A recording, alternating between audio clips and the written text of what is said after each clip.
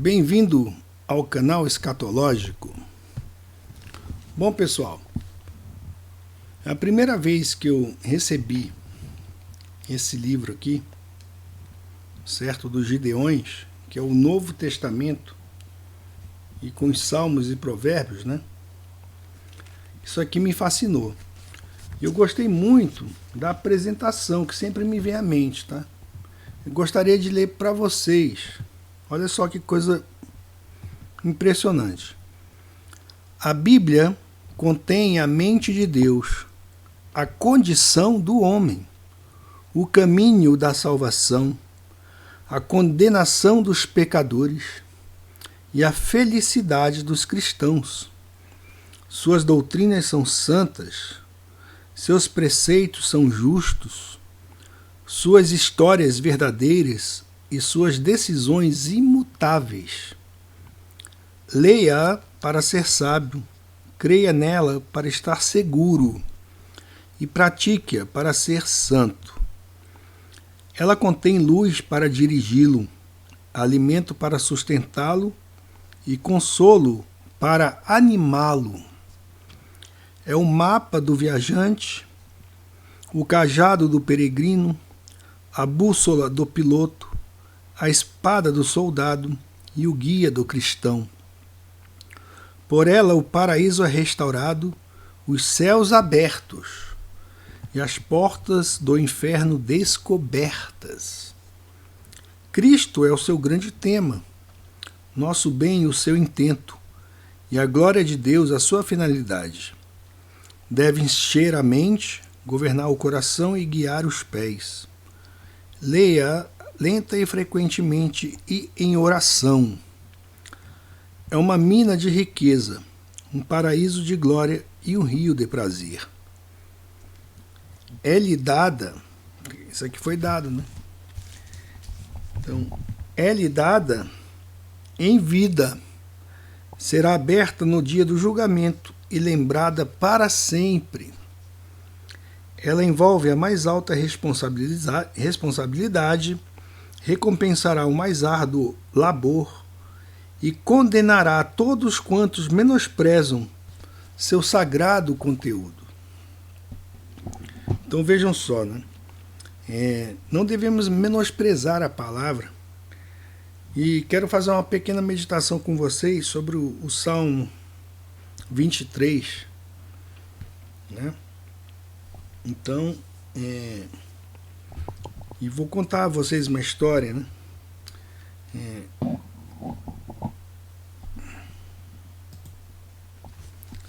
Então essa história é retirada aqui desse livro, pessoal. Muito bom, tá? A psiquiatria de Deus. Vejam o que ele fala aqui.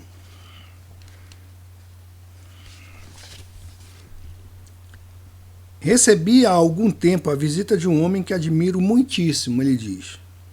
Ele começara a trabalhar em uma certa empresa muitos anos atrás, exercendo uma função inferior, mas com muita vontade de vencer. Ele era dotado de muitas habilidades e de uma grande energia, e fez bom uso disso. Hoje esse homem é o presidente da companhia e possui tudo o que tal cargo representa. Entretanto, durante a caminhada que o levaria a esta posição, ele não obteve a felicidade pessoal. Tornou-se nervoso, tenso, preocupado, doentio. Um de seus médicos sugeriu-lhe que procurasse um pastor. Conversamos sobre os remédios que lhe haviam sido receitados e que ele tomara. Depois peguei uma folha de papel e dei-lhe a minha receita. Ler o Salmo 23 5 vezes por dia, durante uma semana. Disse-lhe que o tomasse exatamente como eu indicara. Primeiro, deveria lê-lo logo que acordasse de manhã, atentamente, meditando bem nas palavras e em espírito de oração. Depois ele o leria após o café do mesmo modo. Leria após o almoço, e novamente após o jantar, e por fim antes de se deitar. Então 5 vezes durante o dia. Esta leitura não poderia ser rápida, apressada. Ele teria que parar em cada frase e deixar a mente embeber-se bem do significado de cada uma. Assegurei-lhe que dentro de uma semana as coisas mudariam. Isto pode parecer simples demais, mas na realidade não é. O Salmo 23 é um dos mais poderosos trechos de prosa que existem e opera maravilhas no coração de qualquer um. Então você que menospreza a Bíblia aí, experimente isso, ok? Fazer isso aí na sua vida, tá? Leia o Salmo 23, do modo que ele está falando aqui.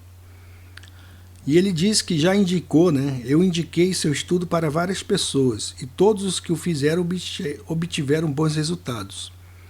Ele pode mudar toda uma vida em 7 dias. Certo homem me disse que não tinha tempo para lê-lo durante o dia e por isso leria todas as 5 vezes pela manhã.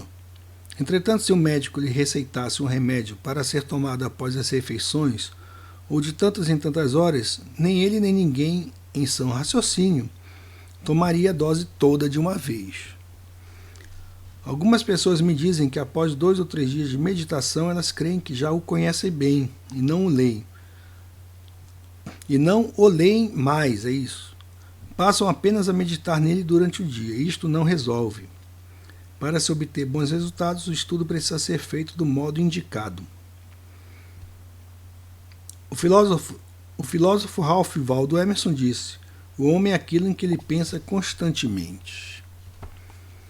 Marco Aurélio afirmou: a vida do homem é o que seus pensamentos a fazem. Norman Vincent Peale disse: mude seus pensamentos e mudará seu mundo. E a Bíblia ensina: porque como imagina em sua alma, assim ele é. Provérbios 23, 7.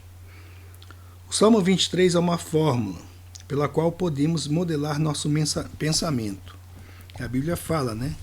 Para não nos conformarmos com o mundo, mas para renovarmos nossa mente. E nada melhor para, né? Nada melhor para fazer isso do que a palavra de Deus. O Salmo 23, ele fala assim, o Salmo 23 é uma forma. Quando saturamos a mente com as verdades nele encontradas, adquirimos um novo modo de pensar, uma nova forma de vida. Então esse livro ele é antigo, tá? Mas você aí que trabalha com computador, existe o software de 53, e os computadores eram gigantes, né? Nem sei se existia naquela época. Já existia, né? Então eles programavam o computador com cartõezinhos, né? Com cartão. E então o software, você tem que inserir um software bom na sua mente, né? No seu hardware, né? O Salmo não é muito longo, qualquer um pode memorizá-lo facilmente em pouco tempo. E realmente muitas pessoas o sabem de cor. Contudo, o poder deste Salmo não está em memorizar as palavras, e sim em meditar nos pensamentos que ele contém. O valor deste texto está no fato de que ele representa uma visão positiva da vida, uma visão esperançosa e cheia de fé. Nós cremos ter sido ele escrito por Davi, o mesmo Davi que teve um capítulo negro em seu passado, um capítulo de derrota e de pecado.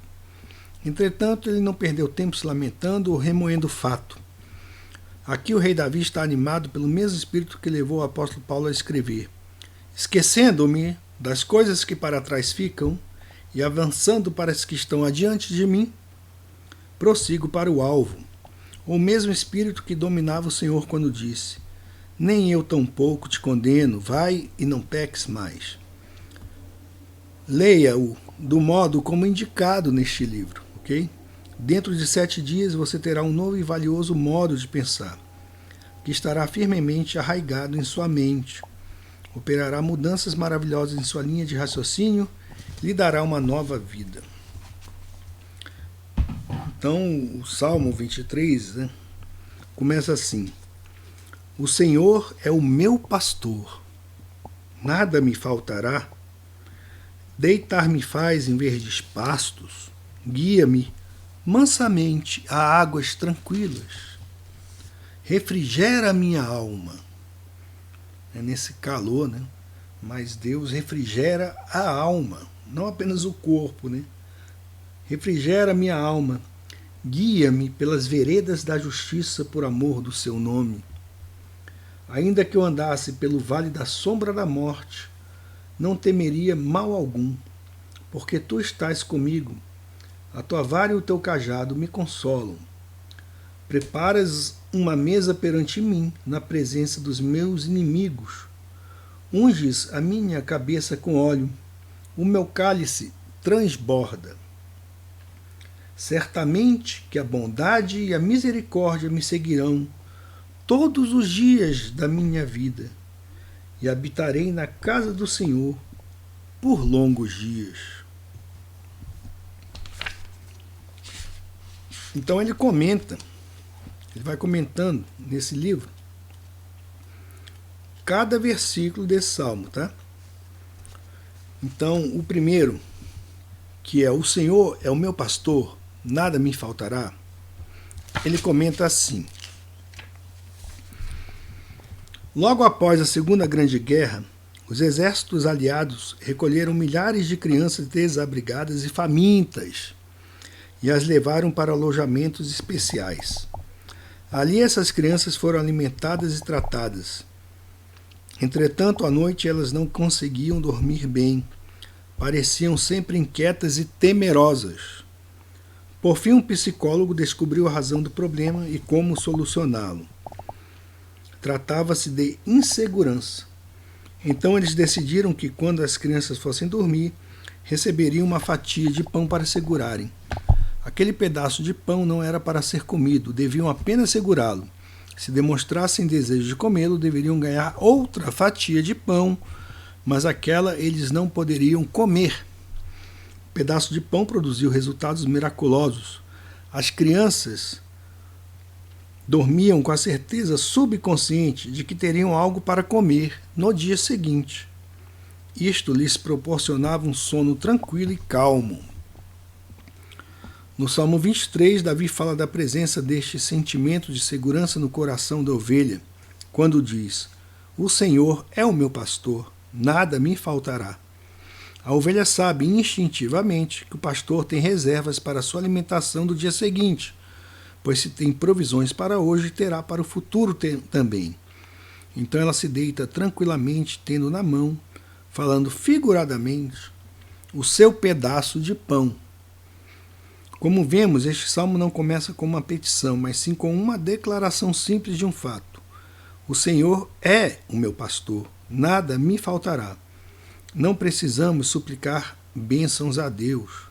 Roy Smith já disse, e outros pensadores cristãos também, Deus tem as provisões necessárias para atender às nossas necessidades. Provisões estas preparadas antes mesmo que tivéssemos necessidade delas. Antes que começássemos a sentir frio, Deus já havia estocado no subsolo o petróleo, o carvão e o gás para que pudéssemos nos aquecer. Ele sabia que iríamos sentir fome, por isso, antes de criar o homem, Deus tornou fértil a terra e colocou a vida dentro de cada semente. Deus, o vosso Pai, sabe o de que tendes necessidade, antes que lhe o peçais, disse Jesus. Mateus 6,8. A maior parte de nossas preocupações é com o dia de amanhã. Como aconteceu àquelas mulheres que se encaminhavam para o túmulo de Cristo. Elas não puderam apreciar as belezas daquele sol matinal e das flores que ladeavam a estrada. Estavam preocupadas com a questão de quem lhes removeria a pedra da porta do sepulcro. Ao chegarem lá, viram que ela já estava removida. Em outra passagem, Salmo 37, 25, vemos o comentário de Davi.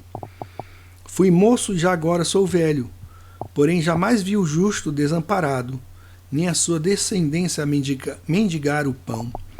Pensando bem, nem eu. Você já viu? Toda espécie de vida vem de Deus. Isto inclui a minha vida também. Deus cuida das aves do céu e da erva do campo. E Jesus nos pede para notarmos que se Deus faz tanto por um simples pássaro e por uma flor silvestre, quanto não fará por nós? O apóstolo Paulo disse o seguinte: e o meu Deus, segundo a sua riqueza em glória, há de suprir em Cristo Jesus cada uma de vossas necessidades. Davi expressa a mesma ideia aqui neste verso. O Senhor é o meu pastor, nada me faltará. Nesta crença, podemos trabalhar e viver hoje, sem nos preocuparmos com o amanhã. Então achei muito interessante, pessoal, esse livro. E vou fazer uma série aí, certo? Sobre esse salmo, ler esses comentários. Eu acho que será muito proveitoso, não apenas para mim, mas para todos os que assistem aqui o canal, ok? Então, vamos ter em mente as palavras deste salmo, Salmo 23. E o seu versículo 1 diz o seguinte: O Senhor é o meu pastor, nada me faltará. Primeiro versículo. Fica a dica.